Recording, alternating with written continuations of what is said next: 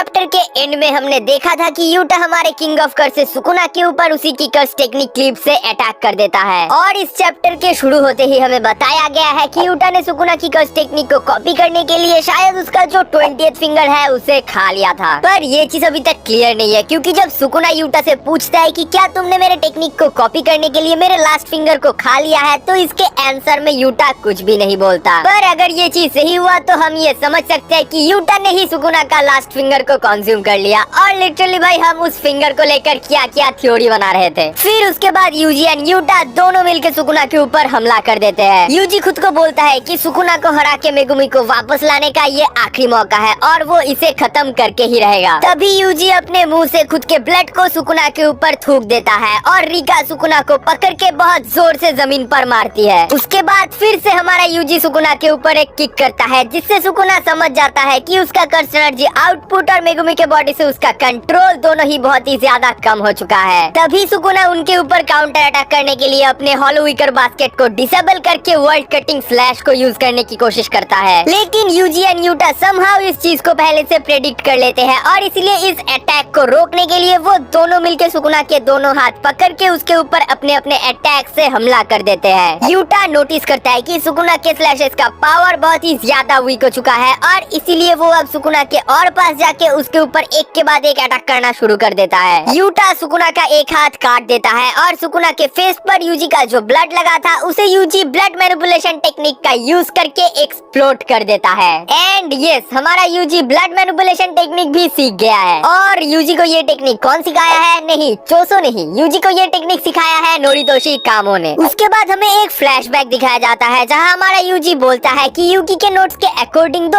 अलग सोल्स को बस कुछ हद तक कॉम्बाइन किया जा सकता है, बट दो अलग सोल कभी भी एक नहीं बन सकते। इसका मतलब मेगुमी का सोल अभी भी सही सलामत है और यूजी मेगुमी के सोल को जरूर वापस लाएगा। तभी हाना बोलती है कि यूजी के प्लान को एग्जीक्यूट करने के लिए एंजल की कर्स टेक्निक को यूज करना बहुत ही ज्यादा इम्पोर्टेंट है। तो बात कुछ ऐसा है कि अगर मेगुमी और सुकुना के सोल को अलग करे बिना सुकुना के ऊपर एंजल की कर्स टेक्निक को यूज किया जाए तो उससे सुकुना तो खत्म हो जाएगा, बट इससे मेगुमी के बचने के चांसेस एकदम 0 हो जाएंगे। पर यूजी का प्लान कुछ ऐसा है कि वो पहले अपने सोल शैटरिंग टेक्निक से सुकुना और मेगुमी के सोल को अलग करेगा, जिससे कि मेगुमी के बॉडी से सुकुना का कंट्रोल एकदम खत्म हो जाए। और उसके बाद फाइनली एंजल अपने curse technique Jack of ladder को सुकुना के ऊपर यूज करेगा, जिससे कि सुकुना भी खत्म हो जाएगा और मेगुमी के बचने के चांसेस भी बहुत ही ज्यादा हाई हो जाएंगे। आगे हम देखते हैं कि जब यूजी एंड रिका सुकुना को पकड़े हुए थे तब यूटा एंजल की कर्स टेक्निक को सुकुना के ऊपर यूज करता है, जिससे सुकुना बहुत ही बुरी तरीके से जल जाता है। तभी यूजी अपनी सोल शैटरिंग पंच से सुकुना के ऊपर अटैक करता है एंड चिल्लाकर बोलता है wake up Fushiguro. And instantly हम देखते हैं कि यूजी फुशिगुरो के सोल के पास पहुंच गया है, बट इन सब चीजों की वजह से फुशिगुरो का सोल बहुत ही बुरी तरीके से टूट गया है। मेगुमी बार बार बोल रहा होता है कि आई डोंट केयर एनीमोर, मुझे अब कुछ फर्क नहीं पड़ता। पर तभी हमारे king of curses Sukuna, Yuta, Rika and Yuji तीनों के ऊपर अपनी टेक्निक वर्ल्ड कटिंग स्लैश का यूज करता है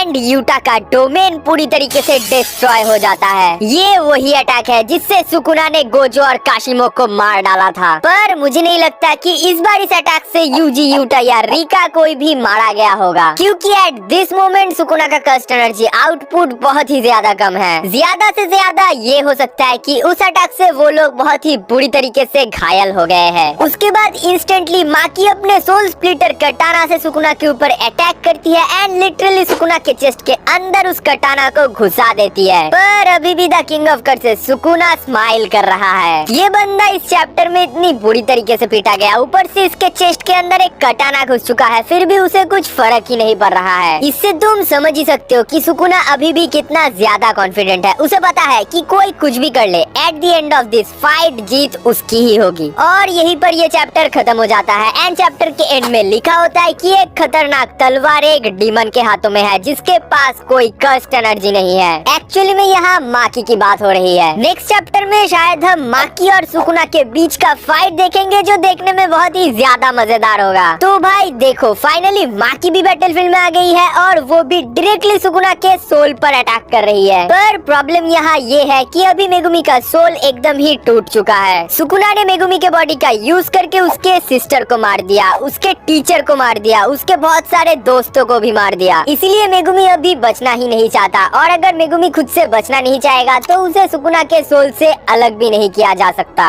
और अगर मेगुमी उठ भी गया तो क्या वो इवल बन जाएगा, क्योंकि ऐसे बहुत सारे थ्योरीज है जो इस चीज को प्रूव करते हैं। और अगर हम थोड़ा ध्यान दे तो केंजाकू ने जो मर्जर है उसका ऑथोरिटी मेगुमी फुशिगुरो को दिया है, सुकुना को नहीं। दूसरी तरफ अगर हम ये मान ले कि यूटा ने सच में सुकुना के लास्ट फिंगर को खा लिया है तो इससे ये बात तो कंफर्म हो जाता है कि अब नोबारा उस तरीके से तो वापस नहीं आने वाली है। और तो ये भी समझ लो कि अब यूटा भी मरने वाला है, क्योंकि सुकुना अपनी 20th फिंगर को जरूर हासिल करना चाहेगा, जो कि करंटली यूटा के अंदर है। Don't tell me next chapter में सुकुना यूटा को खाने वाला है। गे भाई क्या चल रहा है तुम्हारे दिमाग में? तो हाँ, अगर वीडियोस अच्छे लगे तो लाइक करना एंड ऐसे वीडियोस के लिए चैनल को सब्सक्राइब करना एकदम ही मत भूलना। मैं मिलता हूँ आप सभी के साथ नेक्स्ट वीडियो में, एंड तब तक के लिए इट्स योर जॉय।